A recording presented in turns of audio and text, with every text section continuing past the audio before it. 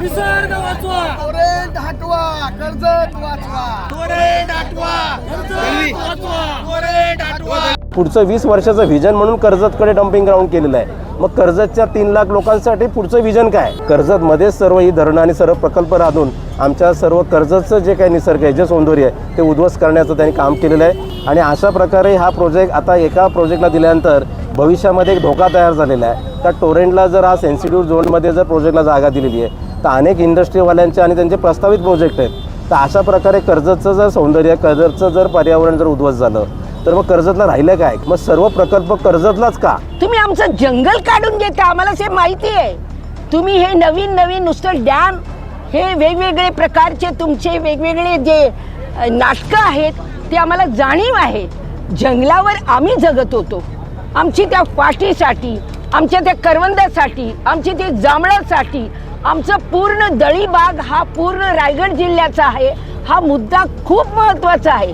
नमस्कार. कर्जतमध्ये येऊ घातलेले टोरेंट, पोशीर आणि शिलार या धरणाविरोधात आता कर्जतचे स्थानिक नागरिक असतील, पर्यावरणप्रेमी असतील, हे मोठ्या प्रमाणावर आक्रमक झालेले आहेत. आपण मागे पाहू शकताय कर्जतच्या टिळक चौकात एक दिवसीय धरणे आंदोलन या प्रकल्पाविरोधात सुरू केलेलं आहे. ॲडव्होकेट कैलास मोरे यांच्या पुढाकारातून हे आंदोलन सुरू करण्यात आलेलं आहे.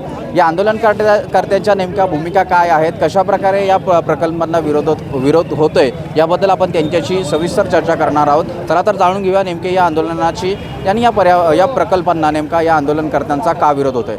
कर्जतमध्ये गुंडाणा, पोशीर, शिलार, पाली बुतिवली, टोरेंट आणि पळजरी डॅम असेल तर इतकी एका तालुक्यामध्ये ही 8-9 डॅम आहेत. आणि ह्या 8-9 डॅमच्या माध्यमातून जर पाहिलं तर इथल्या कर्जतच्या लोकांना आजसुद्धा गेल्या 25-30 वर्षामध्ये 1% पाण्याचा त्याचा फायदा नाही आहे. कुठल्याही प्रकारचं डिस्ट्रीब्युशन झालेलं नाही आहे. 1% वीजसुद्धा पुरवण्यात आलेलं नाही आहे. आणि एकंदरीत जर पाहिलं तर कर्जत हा पर्यटनाचा तालुका आहे. इथं पर्यटक मोठ्या प्रमाणामध्ये येतात कारण इथे एक निसर्ग आहे, चांगली हवा आहे, एक लोक आराम करण्यासाठी इथे येतात, एक सेकंड होम आहे. आणि अशी परिस्थिती असताना आपण पाहिलं असेल का आता जे प्रोजेक्ट होत आहे ज्याच्यामध्ये या सर्व प्रकल्पामध्ये जर पाहिलं तर हजारो हेक्टर ही फॉरेस्टची जागा ही उद्ध्वस्त त्याच्यामध्ये झालेली आहे. अनेक लाखो झाडं तोडण्यात आलेली आहेत. आणि अशी परिस्थिती असताना आता टोरेंटसारखा प्रकल्प येतो आहे. त्या वेस्टर्न घाट हा प्रोटेक्टेड तिथं झोन आहे आणि या प्रोटेक्टेड झोनमध्ये हा प्रकल्प लादण्यात आलेला आहे. आणि त्या परिसरामध्ये पाहिलं असेल तर 600 एकर फॉरेस्टची जागा त्याच्यामध्ये या प्रोजेक्टला देण्यात आलेली आहे. आणि लाखो झाडं त्याच्यामध्ये उद्ध्वस्त होणार आहेत का जी झाडं ही वनस्पतीची आहेत, औषधी आहेत. आणि अशा प्रकारे हा प्रोजेक्ट आता एका प्रोजेक्टला दिल्यानंतर भविष्यामध्ये एक धोका तयार झालेला आहे. त्या टोरेंटला जर हा सेन्सिटिव्ह झोनमध्ये जर प्रोजेक्टला जागा दिलेली आहे तर अनेक इंडस्ट्रीवाल्यांचे आणि त्यांचे प्रस्तावित प्रोजेक्ट आहेत. तर अशा प्रकारे कर्जतचं जर सौंदर्य, कर्जतचं जर पर्यावरण जर उद्ध्वस्त झालं तर मग कर्जतला राहिलं काय? कारण इथं MIDC नाही आहे, कुठल्याही प्रकारची इंडस्ट्री नाही आहे. इथं जे काय उदरनिर्वाहाचं साधन आहे हे पर्यटन आहे. आणि तुम्ही पाहिलं असेल का 5000 लोकांनी इथं भूमिपुत्रांनी एक त्यांचं रजिस्टर संस्था आहे त्याच्यामध्ये ह्या लोकांनी का तिथं 5000 लोक छोटे मोठे फार्म हाऊस बांधून छोटे मोठे हॉटेल व्यवसाय उभं केलेलं आहे. आणि उद्या जर हे पर्यटकांनी जर पाठ फिरवली तर कर्जतला उत्पन्नाचं साधन काय असणार आहे? आणि ह्याच्याहीपेक्षा महत्त्वाचा भाग असा आहे का या इतकी मोठी धरणं होत आहेत, या धरणांचा परिणाम या कर्जत तालुक्यावर काय होणार आहे याचा कुठल्याही प्रकारे शासनाने अभ्यास केलेला नाही आहे. कारण इथं हीच 8-9 धरणं झाल्यानंतर इथं भूकंपाचं प्रमाण वाढणार आहे. इथल्या ज्या मातीचं जे काही गुणधर्म आहे ते नष्ट होणार आहे, पुराचं प्रमाण वाढणार आहे, काही नद्या ह्या कोरड्या पडणार आहेत. ते एकंदरीत पर्यावरणावर जो परिणाम होणार आहे, शेतकऱ्यांच्यावर जो परिणाम होणार आहे, इथल्या लोकांच्या आरोग्यावर परिणाम होणार आहे, याचा कुठल्याही प्रकारचा विचार न करता, अभ्यास न करता सरसकट हे सर्व प्रोजेक्ट नाकारले त्यांनी लादलेले आहेत. आता पाहिलं असेल शिरूर हायवेसुद्धा होतो आहे तर त्या शिरूर हायवेमध्ये सुद्धा डोंगर कट केले जाणार आहेत. त्याच्यामध्ये सुद्धा मोठ्या प्रमाणामध्ये पर्यावरणाचा ऱ्हास होणार आहे. मग सर्व प्रकल्प कर्जतलाच का? हा आमचा प्रश्न आहे. तर त्याच्यामधलं शासनाकडून उत्तर दिलं जात आहे का मुंबई 2.0, 3.0चं पुढचं 20 वर्षाचं व्हिजन म्हणून कर्जतकडे डम्पिंग ग्राउंड केलेलं आहे. मग कर्जतच्या 3 लाख लोकांसाठी पुढचं व्हिजन काय? आम्ही लोकांच्यासाठी आमचं इन्फ्रास्ट्रक्चर कुठं आहे? आज आम्हाला इथूनच बाहेर निघायचं तर 3 तास आम्हाला ट्रॅफिकमध्ये थांबावं लागतं आहे. इथं कुठल्याही प्रकारच्या बेसिक फॅसिलिटीज नाही आहेत. पर्यावरणाने उद्या जर पर्यावरण उद्ध्वस्त झाल्यानंतर इथल्या आरोग्यावर परिणाम होणार आहे. या सर्व गोष्टीचा कुठेही विचार केलेला नाही आहे. जगामध्ये जिथं पर्यटन आहे, जिथं झाडं आहेत, जिथं नेचर आहे त्याला प्रोटेक्शन दिलं जातं. आज माथेरानला प्रोटेक्शन आहे म्हणून माथेरानचं कुठेतरी सौंदर्य अबाधित आहे. परंतु उद्या जर ते प्रोटेक्शन काढलं तर माथेरानची अवस्थासुद्धा कचरापेटीसाठी होईल. मग कर्जतला उद्या तुम्हाला जर काहीतरी करायचं आहे पर्यावरणपूरक प्रोजेक्ट तर तुम्ही ढाकसारख्या ठिकाणी मिनी माथेरानसारखा प्रोजेक्ट जर लॉन्च केला असता तर इथून पुढे 500 वर्षाचा उदरनिर्वाहाचा प्रश्न सुटला असता. तर अशा प्रकारचं कुठल्याही प्रकारची पॉलिसी किंवा कुठल्याही प्रकारचं सरकारने नियोजन केलेलं नाही आहे. कर्जतमध्येच सर्व ही धरणं आणि सर्व प्रकल्प राहून आमच्या सर्व कर्जतचं जे काही निसर्ग आहे, जे सौंदर्य आहे ते उद्ध्वस्त करण्याचं त्यांनी काम केलेलं आहे. म्हणून आम्ही एक दिवसीय धरणं आंदोलन आयोजित केलेलं आहे. ह्या निमित्ताने आमच्या कर्जतच्या बांधवांना ह्या सर्व प्रकल्पांचा कशाप्रकारे आमच्यावर परिणाम होणार आहे याची जनजागृती करण्यासाठी आम्ही गेल्या 15 दिवसांपासून या सोशल मीडियाच्या माध्यमातून आजच्या आंदोलनाचा प्रचार प्रसार झालेला आहे. या निमित्ताने मी लोकांना आव्हान करतो आहे का सयाजी शिंदेंसारखे ॲक्टर आहेत, चार्लीसारखं जे वर्ल्ड फेमस ॲक्टर आहेत त्यांनीसुद्धा काल तुम्ही पाहिलं असेल तर त्यांचा या आंदोलनाला पूर्णपणे पाठिंबा आहे. जर बाहेरच्या लोकांना जर कर्जतचं इतकं अट्रॅक्शन आहे तर आम्हा लोकांनासुद्धा कर्जतचं एक मोठा अभिमान आहे, अट्रॅक्शन आहे. म्हणून आम्ही कर्जतचं सौंदर्य बिघडून देणार नाही आहे आणि त्याच्या जनजागृतीसाठी हे एक दिवसीय धरणे आंदोलन आम्ही इथे आयोजित केलेलं आहे. पूर्ण भारतभराची हीच परिस्थिती आहे की आदिवासींच्या जमिनी, आदिवासीचे जंगल, आदिवासीची संस्कृती सगळं नासाडा करून टाकायचा हा भूमिका आहे एका बाजूला, आणि दुसऱ्या बाजूला कुठलंही पर्याय तर नाहीच नाही.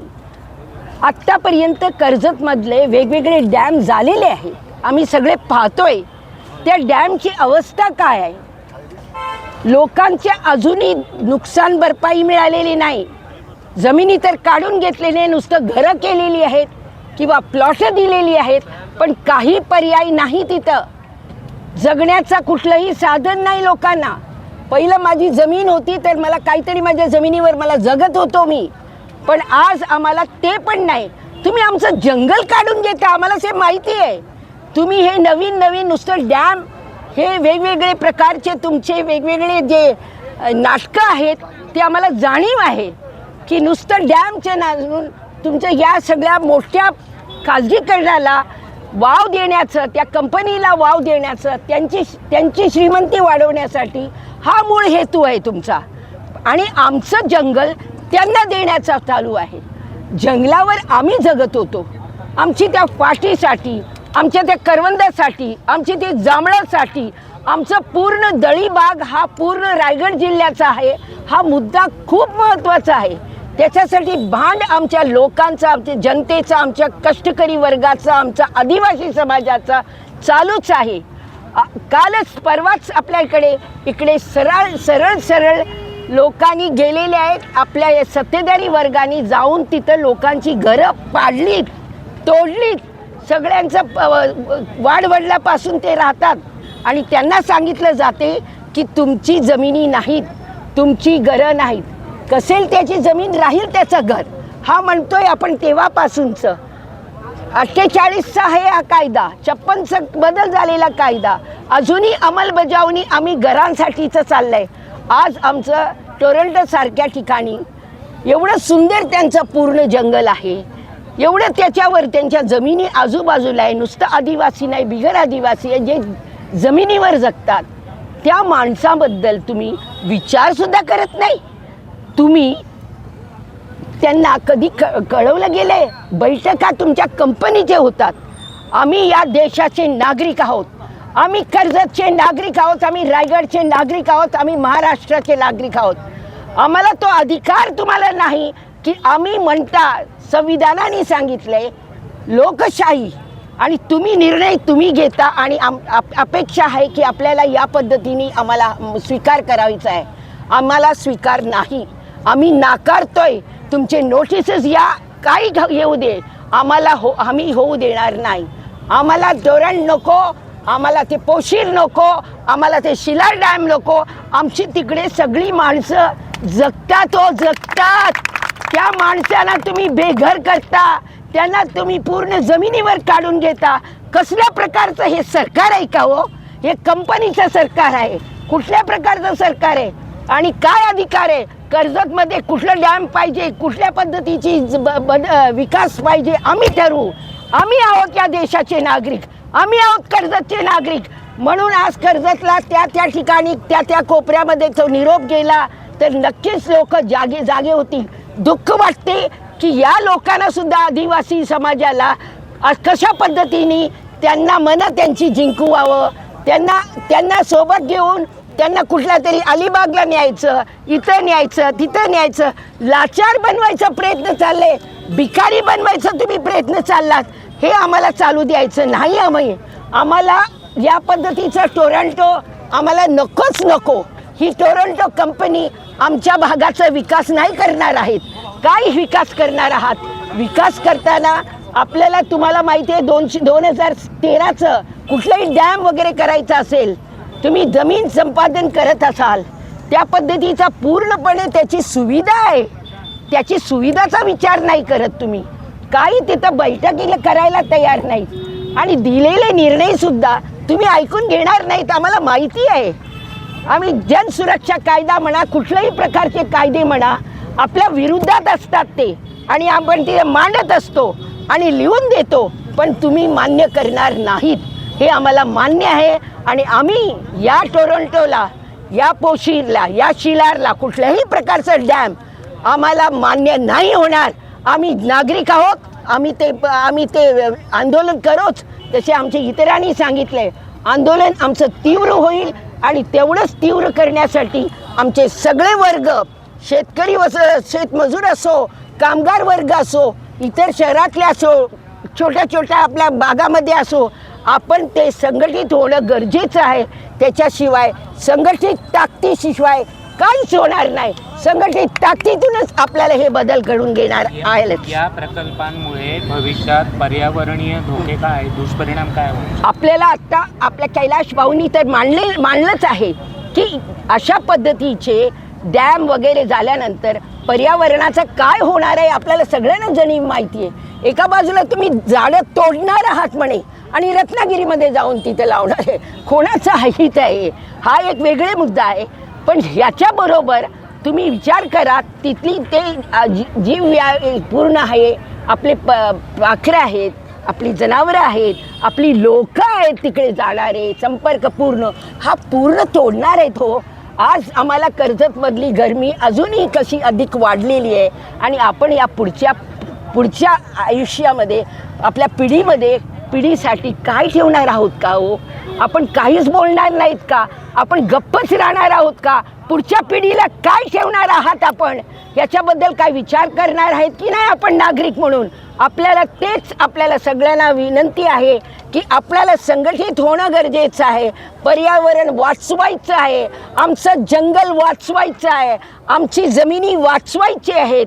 आमची लोक संघटित होऊन एकत्र होणं, शिकलेली मुलं एकत्र झाले पाहिजे, मुली संघटित होऊन झाले पाहिजे. याला आपण विरोध केलाच पाहिजे. आमचं कर्जत वाचलंच पाहिजे. जिंदाबाद. टोरंट प्रकल्प आणि पोशीर आणि शिलार धरण या तिन्ही धरणांच्या प्रकल्पाच्या विरोधार्थ आज एक दिवसीय धरणे आंदोलन येथे होत आहे. कर्जतमध्ये टोरेंट कंपनीचा प्रकल्प आल्याच्या नंतर या ठिकाणी तिथले आदिवासी बांधव असतील, त्यांना दिलेली शासनाने 14 हेक्टर दलित प्लॉट असतील, तर त्या आदिवासी बांधवांना कुठल्याही प्रकारे विश्वासात न घेता तेथे काम करण्याचं कंपनीने घाट घातलेला आहे. त्याचप्रमाणे त्या भागामध्ये राहणारा माझा जो आदिवासी बांधव आहे तो पूर्णपणे त्या जंगलाच्या जीवावरती त्याची उपजीविका चालवत आहे वर्षानुवर्ष. आणि त्यांना जी जमीन दिलेली आहे त्या जमिनीमध्ये त्यांनी शेतीची लागवड केलेली आहे, आंब्याची लागवड केलेली आहे. आणि त्यांची जमीन गेल्याच्या नंतर ते पूर्णपणे त्यांचं जनजीवन हे पूर्णपणे त्यांचा जो काही उदरनिर्वाहाचं साधन आहे ते उद्ध्वस्त होणार आहे. म्हणून आम्ही वारंवार तहसील कार्यालय असेल, कलेक्टर ऑफिस असेल यांना पत्रव्यवहार करून त्यांच्या गाठीभेटी घेऊन त्यांना वारंवार सांगत आहेत की आम्हाला या टोरेंट प्रकल्पाची येथे आवश्यकता नाही आहे. साधारणपणे 30 किलोमीटर ते 35 किलोमीटर एरियामधील म्हणजे 2000 एकर जागेवरची झाडं हा प्रकल्प झाल्याच्या नंतर तुटणार आहेत. आणि आता जर आपण पाहितलं तर 40 डिग्री तापमान हे कर्जतचं आहे. आणि पोशीर आणि शिलार हे जर सर्व प्रकल्प जर आपण विचार केला तर 10,000 पेक्षा एकर जास्त जागेवरची झाडं या येणाऱ्या वर्षाच्या कालावधीमध्ये तुटणार आहेत. आणि मग जर एवढ्या मोठ्या प्रमाणामध्ये झाडांची कत्तल येथे झाली तर जे काही कर्जतचं निसर्ग आहे ते निसर्गरम्य वातावरण इथून निघून जाणार आहे. आणि 50 डिग्रीच्या तापमानाला हे कर्जतकरांना हे येणाऱ्या काळामध्ये भोगावं लागणार आहे. म्हणून आम्ही म्हणतोय जमीन आमच्या हक्काची नाही कुणाच्या बापाची. म्हणून येणारे शिलार धरण असेल, पोशीर धरण असेल, जर आम्हाला धरणं होऊन येथे पाणी मिळणार नसेल किंवा वीज मिळणार नसेल, आम्हा ग्रामस्थांना येथे नोकऱ्या मिळणार नसतील, तर हे धरण आमच्या काही कामाची नाही आहेत. म्हणून आमची सरकारकडे एकच मागणी आहे की आपण हे जे लादलेले प्रकल्प आहेत ते शेतकऱ्याच्या छातीवर बसून आपण काम करण्याची इथे भूमिका आपली आहे, ही त्वरित थांबवा. जर आपण हे प्रकल्प थांबवले नाहीत तर आम्ही उपोषणाच्या माध्यमातून थांबवण्याचा प्रयत्न करू. परंतु तरी जर सुद्धा आपण प्रकल्प त्याच प्रकारे काम जर चालू ठेवलं तर मात्र येणाऱ्या काळामध्ये मोठं आंदोलन येथे छेडलं जाईल. बघा, इथे सर्व कर्जतकर म्हणून आज या ठिकाणी कर्जतला पोशीर असेल, शिलार असेल, आज ते 5-7 धरणे या ठिकाणी आहेत. आणि सर्वात मोठा टोरंटोसारखा आज सर्वात धोकादायक असा प्रकल्प. त्याचं कारण असं का याची नोंद युनेस्कोमध्ये आहे. म्हणजे जगातल्या युनेस्कोमध्ये या पूर्ण कर्जतच्या पर्वतरांगा, सह्याद्रीच्या पर्वतरांगा या फक्त सह्याद्रीपर्यंत नाही आहे, तर सह्याद्रीच्या गोवा राज्य असेल, कर्नाटक असेल, तामिळनाडू असेल, केरळ असेल, गोवा असेल, या सर्व राज्यामध्ये ही सह्याद्रीची पर्वतरांग जाते. आणि याचा सर्वात मोठा परिणाम मान्सूनसाठी होणार आहे. आज राजस्थानमध्ये आरोली सारख्या ठिकाणी त्या पर्वतरांगा डिस्टर्ब करत असताना वाळवंटाला धोका असल्यामुळे त्या ठिकाणी स्थानिकांच्या विरोधामुळे तो प्रकल्प त्या ठिकाणी रद्द करण्यात आला. आज सर्वात मोठा, आज सह्याद्री सर्वात मोठं ठिकाण जगातमध्ये युनेस्कोमध्ये याची नोंद असताना आज अशा ठिकाणी सह्याद्रीच्या पर्वतरांगा ब्रेक करायचं काम हे टोरंटोच्या माध्यमातून राज्य शासन करत असेल तर आम्ही याची कर्जत करून लढाई रस्त्यावरती लढूच. पण या ठिकाणी पहिल्या दिवसापासूनच कैलास मोरे यांच्या साहेबांच्या नेतृत्वाखाली आमचे बाबूशेठ गारे असतील, बाजीराव दळवे असेल, आमचे जगदीश ठाकरे, सगळेच आमचे मित्र, उत्तम शेठ, माझे तालुका, आम्ही सगळेजण पहिल्या दिवसापासूनच त्याला पाठिंबा दिलेला आहे. आणि आम्ही सगळेजण ही लढाई का आमची कोणाची एकाची नाही, कुठल्या पक्षाची नाही, कोणाची नाही, पूर्ण कर्जतकरांची लढाई आहे. तुम्ही सगळे पत्रकार माध्यमातून प्रत्येक वेळी आमच्या मीडियाच्या माध्यमातून लोकांपर्यंत पोचवत आहेत.